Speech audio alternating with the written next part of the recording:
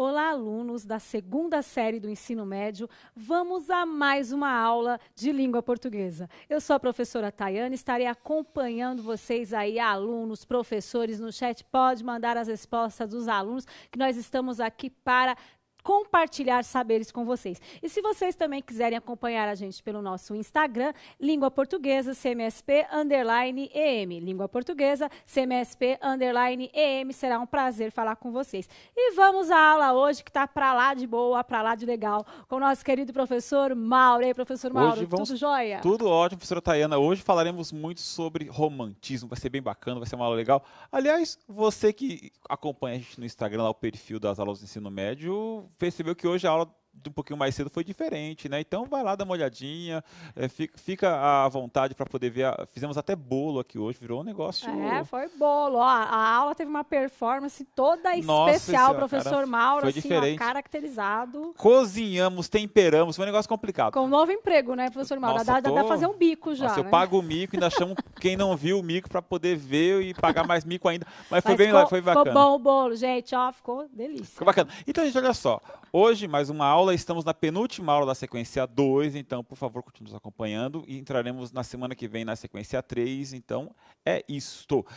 Então, professora Tayana, quais habilidades e objetivos da aula de hoje? Vamos lá, né? A imagem das palavras. Que profunda essa aula, hein? Nossa, bonito tema, imagem das palavras. Objetivo da aula: analisar os efeitos de sentido dos recursos estilísticos presentes no texto em prosa, de modo a inferir o contexto social a partir do texto literário e de suas características. Habilidade essencial: confrontar um texto produzido antes do século XX com outros textos, opiniões e informações, posicionando-se criticamente, levando em conta os diferentes modos de ver o mundo presente. Então, é sempre muito bom olhar um pouquinho para trás e observar os textos que foram escritos um pouquinho antes e perceber o que existe ainda do passado no nosso cotidiano. Estudar romantismo não é mergulhar num modo ultrapassado de ser, num modo de vida antiquado. Não, é perceber que nós ainda somos aquilo que nossos tataravós eram, mas de outra forma, né? Um filósofo disse que o romantismo é a fundação do homem contemporâneo, né? É a invenção do que nós somos hoje. Eu tendo a acreditar. Mas olha, eu estou aqui poetizando, filosofando, porque na última aula a gente lemos um texto romântico, e os alunos participaram, os estudantes participaram, os professores participaram, e muita gente falou, nossa, que bonito, é isso mesmo, e eu achei muito bacana. Eu fui feliz para casa, porque o pessoal acredita, né, no amor, né, o pessoal acredita na felicidade, acredita em finais felizes. E é tão difícil hoje acreditar em finais felizes, né? Numa sociedade tão difícil, assim, a gente está num período tão difícil e as pessoas ainda acreditando no amor, né? Exatamente. Isso é ótimo, claro. Mas, olha, vou falar uma coisa. O amor entre o homem e a mulher é maravilhoso, mas é maravilhoso também o amor entre o pai e o filho, a mãe e o filho, o amor entre os amigos, a avó e o neto, entre dois... Gente, amor em todas as suas formas. Eu falei para vocês lerem o poema Amar, de Carlos Drummond de Andrade. Leram? Então, volto a indicá-lo. Então... Falei. O que faremos hoje? Na tela. Vamos reler o excerto do livro 5 Minutos, de José de Alencar. Vamos reler esse trecho, porque ele é muito importante para fazer parte da aula de hoje. Vamos relacionar o contexto histórico do século XIX à produção do livro 5 Minutos. Ou seja, o livro foi escrito num período, vamos relacionar esse período com a produção do livro. Vamos revisar metáfora e metonímia, e perceber a importância das inferências no texto literário. Ou seja, o texto literário ele é basicamente construído a partir de inferências, né? As coisas estão meio que escondidas, estão nas entrelinhas, é preciso descobri-las. Então, eu quero que vocês participem conosco. A gente sempre começa com uma pergunta motivadora. Essa pergunta motivadora ela é maravilhosa. Então, eu quero que você responda para nós. Já estou aqui, ó, refletindo eu quero nessa pergunta. 2 minutinhos, porque eu quero ouvir vocês participando, eu quero vocês interagindo conosco, eu quero ler bastante resposta. O que é ser romântico hoje, 2 minutos e a gente já volta.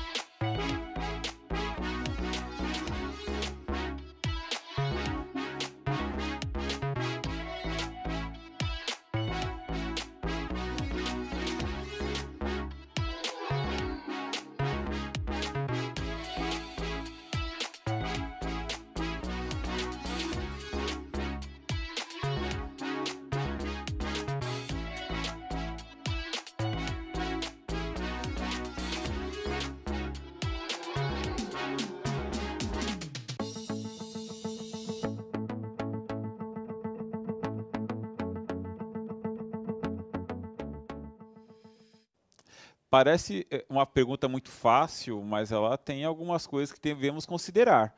Professora Tayana, o que os alunos responderam? A pergunta é: o que é ser romântico hoje?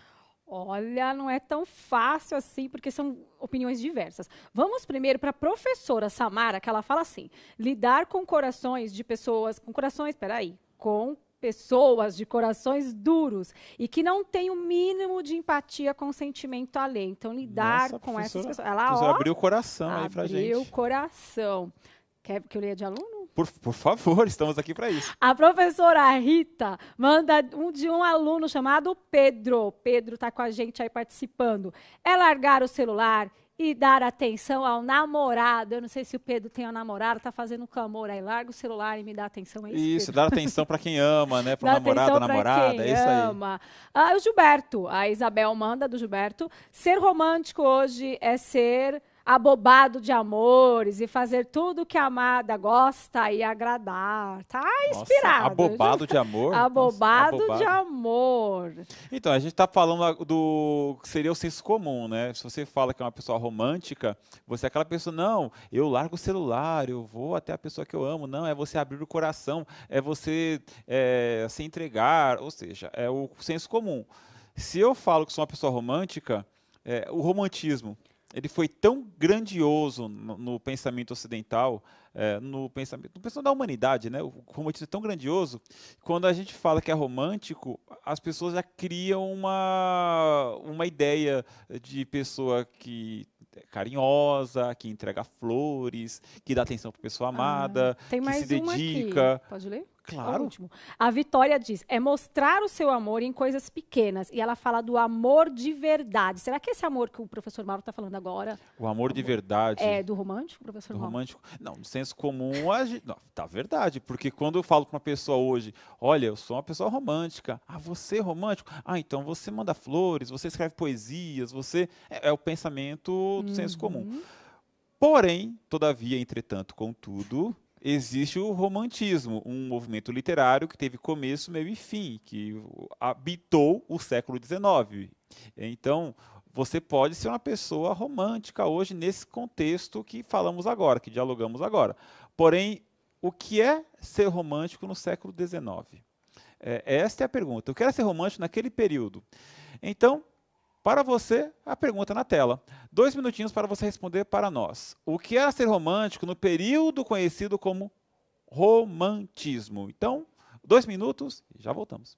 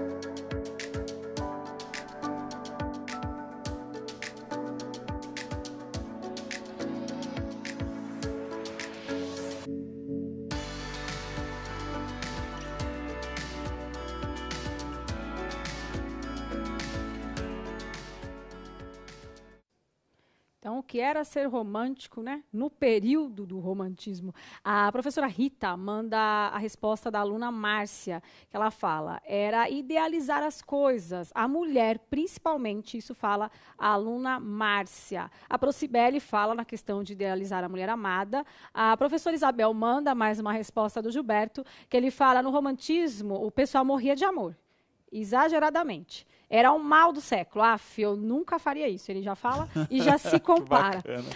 O Murilo fala idealizar a mulher amada, viver de idealizações, amar mais do que estar apaixonada. A professora Renata fala muito de idealização aqui, Olha, professor só Mauro. ouvi verdades, só ouvi verdades.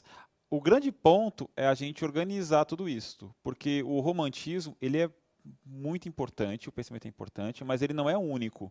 Ele começou de um jeito, caminhou de outro jeito, terminou de uma outra forma e essa outra forma levou para um outro pensamento, conhecido como realismo. Então é importantíssimo, porque o realismo é, de certa maneira, uma resposta ao romantismo. Então, começa a falar de outras coisas, né? O professor de literatura é assim, né? Começa a falar, começa a espalhar. Nossa, você vai as falando, coisas, vai me né? dar vontade, vai ficar quieta, Tayana, fica quieta. Vontade de ler livros. De falar dessa relação do romantismo e com realismo, né? Gente, vamos lá. Eu ouvi a palavra idealização. Sim, é verdade, porque o romantismo, de certa forma, é um mundo idealizado. Então, o que acontece? É fantasia.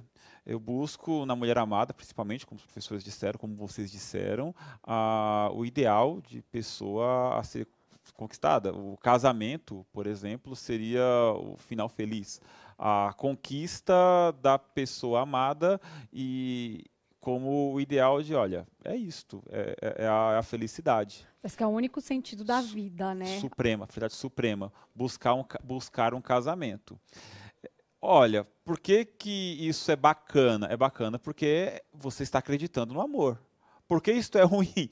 Porque é fantasiar, o casamento não é o fim, o casamento é um meio, você está no meio da sua vida. Então, se a mocinha do romantismo, o mocinho do romantismo casam com 20 anos de idade, puxa vida, no período do romantismo, vamos lá, eles viveriam até uns 40, 45, hoje até uns 80, 90.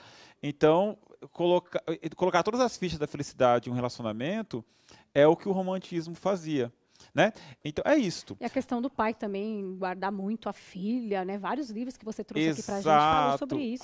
A idealização. Por exemplo, a gente leu aqui ao longo do ano alguns exemplos de heroínas românticas que foram citados por vocês, como a heroína romântica idealizada. Então o livro Aurélia, do livro Senhora, por exemplo, ela é uma mulher que ela não tem defeitos, ela é linda, espetacular, né? Ela foge um pouquinho do padrão da heroína romântica, porque ela compra o marido, mas depois ela vive aquele conflito com ele e no final o casamento de fachada vira um casamento com final feliz, né?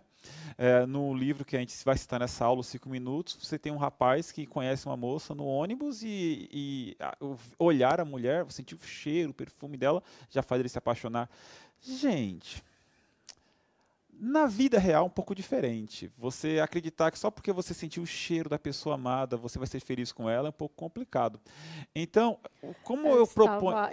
Pode falar. Estava lendo literatura de cordel do período romântico. E só de ver a foto da mulher, o cara já se apaixonava, ia do outro lado do mundo, atrás daquela mulher que ele viu na foto. Eu fiquei imaginando aquilo, quão idealizada, né? Então, é bom debater isso, porque, olha... Os filmes de hoje, o cinema em Hollywood, eles nos propõem as mesmas coisas. Vou falar de um filme que não é tão novo, mas é um filme que é emblemático. Vou falar porque aí todo mundo consegue visualizar o que eu estou falando, que é o filme Titanic. No filme Titanic, você tem a história de um rapaz que ele conhece uma mulher que ela está à beira de cometer o suicídio. E se eu, professor Mauro, encontro uma mulher à beira do suicídio, eu vou correr e pedir ajuda. O que ele faz? Ele, se você pular, eu pulo com você. Na mesma hora. Gente, isso aí fala sério. E o romantismo vem dessa ideia de que, olha, é isso mesmo. Gente, então, esse pensamento de que, olha, eu morro por você, vivo por você, mato e morro por você, é um pensamento que ele é o estereótipo, o senso comum do romantismo. Mas a gente tem que pensar que o romantismo, ele viveu momentos. Então, vamos lá. No primeiro momento romântico, chamado primeira geração, é chamada geração nacionalista, aqui no Brasil. Por quê? Porque é o pessoal que propunha a invenção do brasileiro, da nacionalidade, uma coisa chamada ufanismo. Emblemático dessa época é o poema do Gonçalves Dias, Minha Terra Tem Palmeiras, Onde Canta o Sabiá. O poema foi parar no hino nacional. Por quê? É uma geração, como o romantismo ocorreu junto com a independência do Brasil, né? As pessoas buscavam heróis nacionais, símbolos, exaltar a pátria. Então, sim, o romântico exalta a pátria? Sim, o romântico exalta a pátria. Isso é fantasioso? Sim, é fantasioso. Devemos amar o nosso país, nossa nação? Eu acredito que sim. Sim, devemos. Porém, nós não podemos ser como os românticos que fantasiam a realidade. O Brasil é maravilhoso? Concordo. Os rios são maravilhosos, tem água, luz, está perfeito. Mas ao ponto de não enxergar os problemas e nem denunciá-los, aí é um... completei, né? Perfeito. Eu levantei, você cortou. É isso mesmo. Olha só. Aí temos uma segunda geração que veio depois. É uma geração que aí sim nós temos o estereótipo, aquilo que eu falei para você, que Jack Rose, lá do Titanic, né? Do eu morro por você, você morre por mim. Tem a palavra, o termo, né? Que vocês citaram no chat, o mal do século, que é o pessoal que se entrega a uma depressão profunda e vou falar algo que é polêmico, mas é verdadeiro. Idolatra mais o sofrimento do que a mulher amada. Por quê? Porque olha assim, o que seria esse romântico? Está aqui o cara, está aqui a mulher. Então, o que é o romantismo? Nesse momento, é isso aqui no meio. Porque quando o cara encontra com a mulher, acaba. Nesses livros românticos, tá ele, ela e uma dificuldade. Quando eles terminam, ou morrem, ou quando casam, o livro acaba. Porque quando eles casam, segue a história, vira realismo. Porque tem que acordar no dia seguinte, a pessoa, ninguém acorda com aquele bafo mais maravilhoso do mundo, né? Tem que dividir despesas, a pessoa está casada, mas existem outras pessoas no mundo, aí o realismo começa a falar de traição, ou seja, o romantismo da segunda fase, ele vem de uma ideia de que o sofrimento exalta o ser humano, então eles idolatram o sofrimento. Então, nessa época, temos escritores como Casimiro de Abreu, Álvares de Azevedo, os caras que morreram muito jovens, né? E hoje, se você for fazer um paralelo com o contemporâneo, você tem aqueles roqueiros dos anos 60, Jimi Hendrix, Jim Morrison, Janis Joplin, morrendo com 27 anos de idade, todos muito jovens, Kurt Cobain um pouquinho depois. Então, olha só, é uma ideia de que o sofrimento ele exalta, ele é algo que te engrandece, né? Então, é a segunda geração. A terceira geração é uma geração no Brasil conhecida como condoreira. Por que condoreira? Condor é uma ave enorme que voa muito alto e que do alto ela vê o que está lá embaixo. Então, de longe, Castro Alves, o principal poeta dessa geração, no Brasil, de longe ele olha assim, o que está acontecendo e percebe, o Brasil, sim, é um país maravilhoso. Só que nesse país maravilhoso tem um problema muito ruim, mas muito, não é pouco ruim. O problema é a escravidão. Tem uma nação que empresta a bandeira a esta covardia, parafraseando um verso de Castro Alves. E não dá para você achar que é perfeito um país com escravidão. E por que de longe? Porque, olha só, o Castro Alves fazia poesia, o poema dele é Navio Negreiro. Naquele período histórico, não havia mais oficialmente navios negreiros. Por isso que é romântico, é fantasioso ainda. Havia a escravidão no Brasil. Então, se fosse mais realista, mais contundente, ele criticaria quem? Os senhores de escravos, os dons de escravos, pessoas que escravizavam as outras. Mas ele criticou um ponto da história. Ou seja, ele criticou a escravidão, mas de forma fantasiosa, um momento histórico no passado. Ele foi perfeito, foi importante, foi, mas ainda romântico, Certo, professora? Consegui fazer uma explanação Certo, bacaninha? eu estava aqui acompanhando direitinho o raciocínio, né? Porque já começa a perceber que alguma coisa não está certa, mas ele ainda não se sintoniza como no realismo. Ele não se posiciona tanto, ele fala meio que Exato. de longe, ele não se coloca. No Cortiço, né? por exemplo, o Aloysio Azevedo ele escreve um livro em que ele não fala em nenhum momento a favor de A, ou B, ou C, mas é um livro que ele fala dos senhores de escravos, a Bertoleza ela é escravizada mesmo mesmo achando que é uma pessoa livre naquele contexto.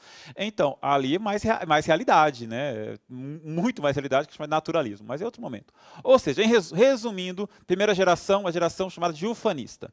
Segunda geração, mal do século. Terceira geração, a geração conhecida como condoreira, porque via as coisas do alto, era contra a escravidão, era a favor da abolição, porém ainda de maneira romântica, certo? Então, vamos fazer o seguinte, vamos reler um trecho do livro 5 Minutos, que lemos na última aula. É importante porque haverá questões envolvendo este texto na sequência. Então, na tela, acompanhem, por favor, mais uma vez, 5 Minutos, José de Alencar. AD. É uma história curiosa que lhe vou contar, minha prima, mas é uma história e não um romance. Há mais de 2 anos, seriam 6 horas da tarde, dirigi-me ao Rocio para tomar o ônibus de Andaraí. Sabe que sou o homem menos pontual que há neste mundo. Entre os meus imensos defeitos e as minhas poucas qualidades, não conta a pontualidade, essa virtude dos reis e esse mau costume dos ingleses. Tudo isto quer dizer que, chegando ao Rocio, não vi mais ônibus algum. O empregado a quem me dirigi respondeu: partiu há 5 minutos.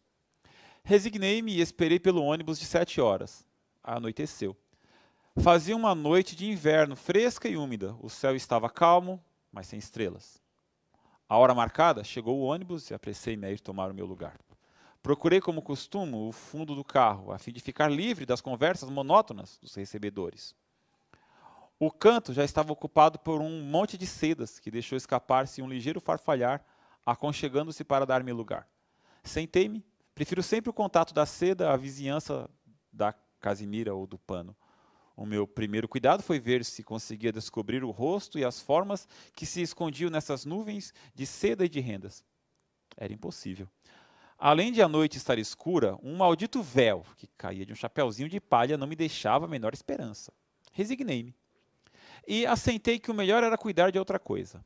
Já o meu pensamento tinha se lançado a galope pelo mundo da fantasia, quando de repente fui obrigado a voltar por uma circunstância bem simples. Senti no meu braço o contato suave de um outro braço, que me parecia macio e aveludado como uma folha de rosa. De repente veio-me uma ideia. Se fosse feia, se fosse velha, se fosse uma e outra coisa. Fiquei frio e comecei a refletir. A imaginação é capaz de maiores esforços ainda.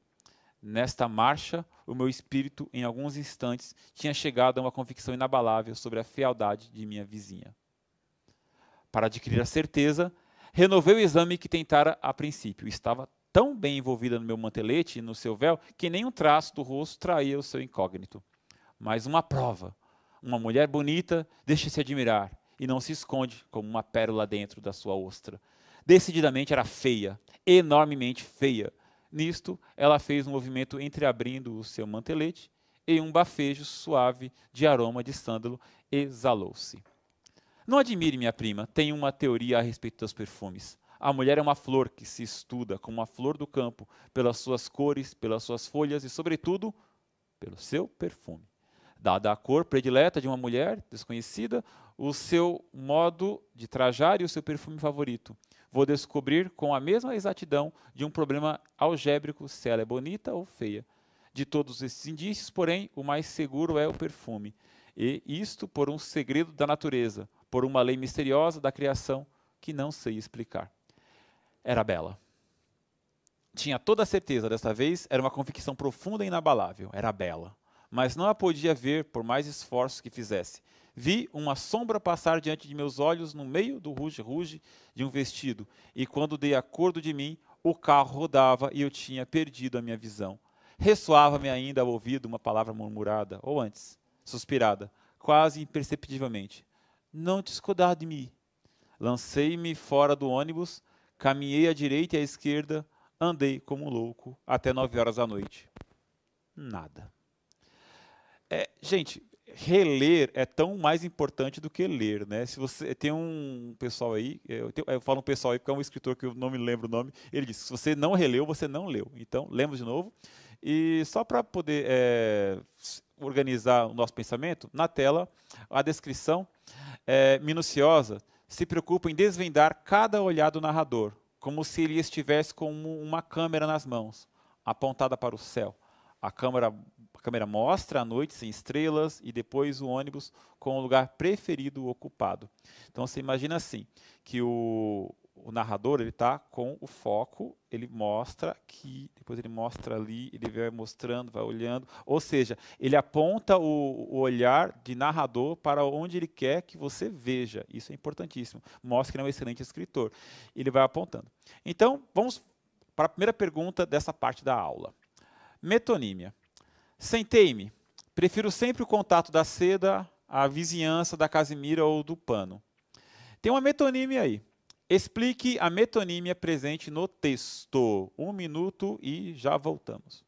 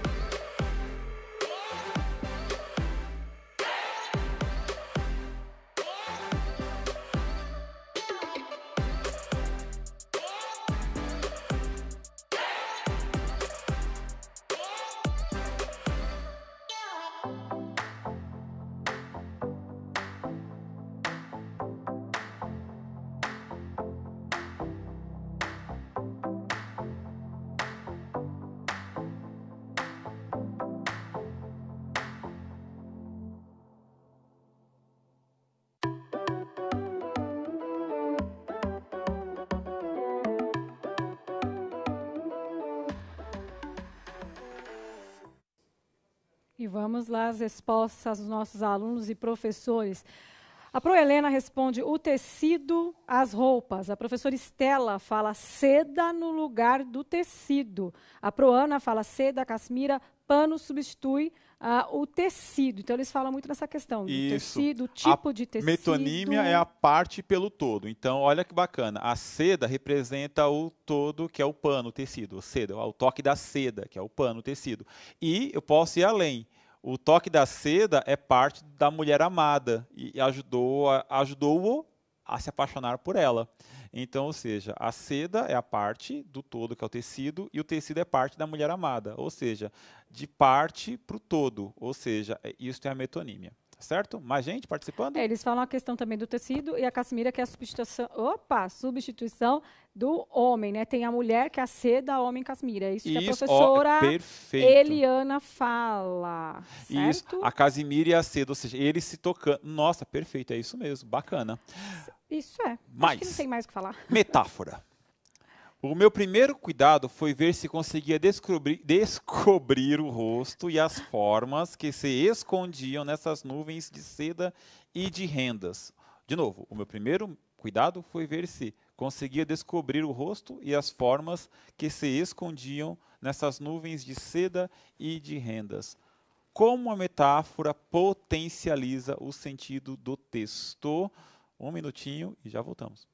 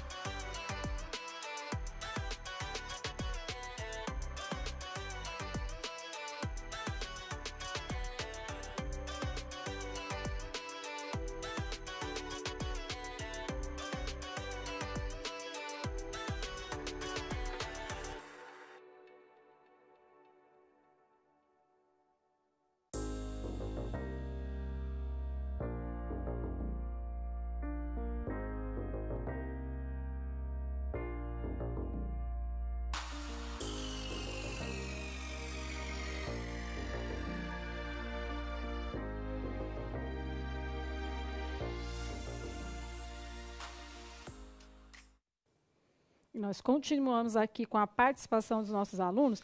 A aluna Graziella, ela faz uma pergunta, a professora Virgínia. Isso, Virgínia manda. Nuvens de seda e de rendas, professor Mauro? É a metáfora. É a metáfora. Por que isso é uma metáfora? Ele está comparando o fato dela estar com essas nuvens, essas sedas, ao formato das nuvens no céu. E aí, como é que isso potencializa a descrição, né? Potencializa o sentimento dele?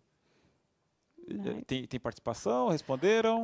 Eles falam muito na questão. Tem a professora Kátia aqui. Opa, a professora Kátia aqui, some aqui, gente. Acontece. Ver o corpo da mulher amada vestido de seda. Eu acho que ela colocou as duas. Isso. Nuvens de seda e de renda, a Lívia fala a mesma coisa, como se as formas fossem as nuvens. A Clementina Exato. fala isso, a professora. Olha que bacana. Quando ele fala que são nuvens, ele está falando o quê? Que aquilo, a seda, o tecido na mulher, é como se ela estivesse cercada por nuvens. Gente, quem está cercado por nuvens está no céu, está inalcançável. Isso está potencializado desta forma, porque olha só, ela está lá no alto e ele está do lado dela, é impossível não se apaixonar, porque ela está inalcançável, ela é perfeita, ela está entre as nuvens, né? Meu Deus, Ela é sagrada quase, né? A Maiara, a aluna Maiara, Sim. fala, potencializa com essa comparação à natureza. Então, é exatamente o que você acabou de falar. Exatamente, a natureza, ao sagrado. Ela está no céu, ela está no meio das nuvens. Olha só, mais uma pergunta. A quem o narrador, eu que gostaria de perguntar, e não vou dar tempo não, vocês respondam conosco, né? A quem o narrador descreve a experiência motivada por ter se atrasado 5 minutos, como o narrador se refere à destinatária da carta. Como o narrador se refere à destinatária da carta? Ou seja, aqui o narrador descreve a experiência e como ele se refere a essa pessoa. Ou seja, na última aula a gente falou sobre, olha, por 5 minutos, nossa, ele encontrou o grande amor da vida dele. E ele escreve uma carta, que a carta é o livro 5 minutos. A quem ele se refere? A quem ele direciona esta carta? A quem ele remete essa carta, professora? Para quem que ele escreveu, né? Acho que os professores estão aqui discutindo com os alunos, porque a última que eu recebi aqui é Sagrada, que estava falando da questão anterior. Começou a chegar aqui, aluno Gilberto diz, a professora Ana Cristina diz, a prima escreveu para sua prima. Isto. Eu não entendo porque vocês colocaram D aqui. AD é o nome da prima. AD. Ele não fala o nome dela. Desculpa. Lembrou? Que eu sou. Às vezes vocês são mais rápido que eu. Na correria eu fiquei, o que é? Olha que bacana. O narrador, ele fala, tudo isso aqui é verdade. E tem vários livros do romantismo, isso vou falar tudo aqui, é verdade, nada que é mentira. Então, como é que ele faz esse jogo neste livro? Olha, vou te mandar uma carta. Tô te remetendo, estou parafraseando, né? Estou te remetendo uma carta, tudo aconteceu, é verdade, vou te mostrar como eu conheci. E ele fala para D, ele não dá o nome dela, e fala, minha prima. Professora Tayana, esta prima, na verdade, é a leitora. Então, olha como está aproximando nesta época a leitora como leitor do livro, né? Olha como ele aproxima. Quando eu estou lendo o livro, mulher do século XIX, eu falo assim, eu sou a prima do narrador. Toda hora ele fala, olha, minha prima, sou eu, e aproxima. Eu vou querer ler outro livro desse cara, eu vou querer seguir, eu vou querer ler o outro capítulo. Então, chamá-la de prima aproxima o leitor da obra.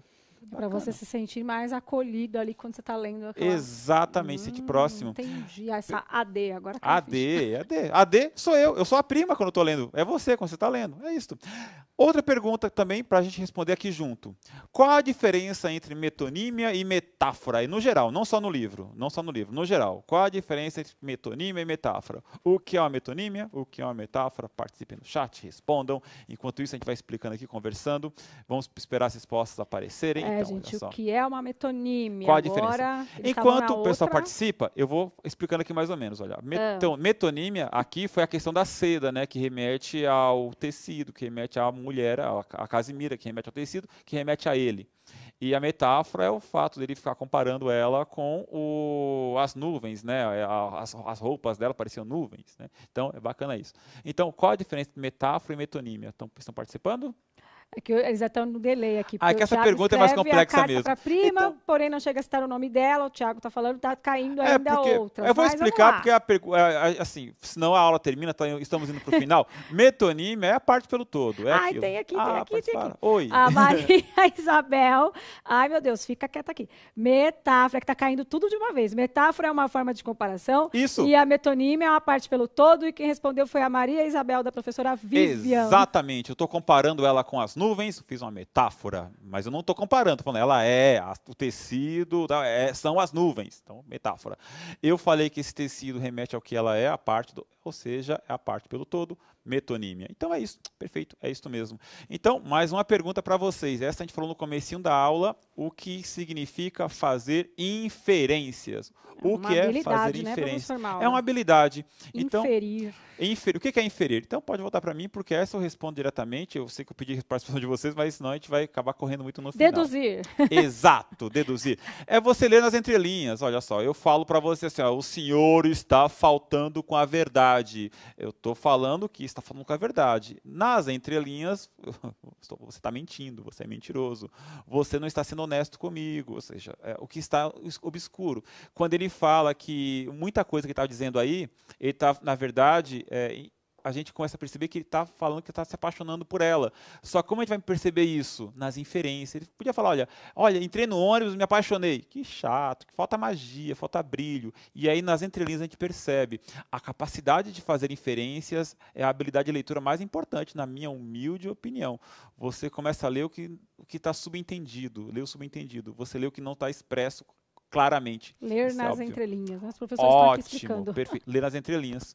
Então, terminamos nossa aula. Para terminar mais uma pergunta, né? Como o uso de metáforas e metonímias permite nos fazer inferências sobre o texto, assim como sobre o contexto social em que foi produzido? Como é que metáfora e metonímia permite nos fazer inferências? Assim, gente, o romântico, ele faz as metáforas, as metonímias mais exageradas. Então, isso nos permite inferir que, nossa, o romântico, ele é o exagero. Olha, estava nas nuvens, eu entrei, toquei na seda, foi como se tivesse feito amor com a mulher, porque ele exagera mesmo. Então, faz perceber que, olha, trata-se do período romântico. Nesta época, eles tratavam desta maneira nos textos literários. Não quer dizer que todo mundo era assim, não, tá? Por favor, nos textos literários. Então, nós deixamos de ser assim. Na literatura, nós acho que a forma de descrever o humano nessa Exato. Época era assim. com esses recursos. Era muito bonita, né? Cheio de ponto de exclamação, exagerado, entregando amor. É isso, né? O romantismo é maravilhoso. O que fizemos hoje? Hoje nós relemos, né? Porque já tínhamos lido, relemos o excerto do livro 5 Minutos, de José de Alencar. Nós relacionamos o contexto histórico do século XIX à produção do livro 5 Minutos. Nós revisamos metáfora e metonímia e nós percebemos a importância das inferências no texto literário. Foi o nosso trabalho de hoje. Falaram até da receita do bolo da aula passada que poderia ter usado ao pé da letra como metonímia. A pessoa está falando aqui, verdade. Sônia. Então, olha, na tela agora para vocês aparecer o nosso pequeno mapa mental. Vocês com certeza podem fazer um bem melhor que esse em casa, tá aí, ó, retomando a sequência didática. Tira um print, né? Tá aí no cantinho literatura no Brasil, e aí da esquerda para a direita, século XIX, tá lá romantismo, inferências, foi a aula de hoje sobre o contexto social. Acima, a mulher como leitora, metáfora, século XVII, sátira, crítica social e religiosidade. Século XVI, cartas, literatura e catequese. Século XIX, realismo, ironia e crítica social. Metonímia, ou seja, metáfora de um lado, metonímia do outro, foi o que tratamos hoje. Tá certo, gente? Não se esqueça de avaliar a nossa aula, dizer o que você achou, tá certo? Tá aí o QR Code na tela, o link para você criticar, elogiar, por favor, critica com educação, porque a gente é muito sensível, a gente é bem legal, mas a gente é sensível pra caramba, mas diga onde nós erramos, onde nós acertamos. Professora Tayana, muito obrigado. Obrigada, professor Mauro, alunos, professores, e até a próxima aula. Gente, tchau, tchau, valeu! Tchau, tchau. Até a próxima aula.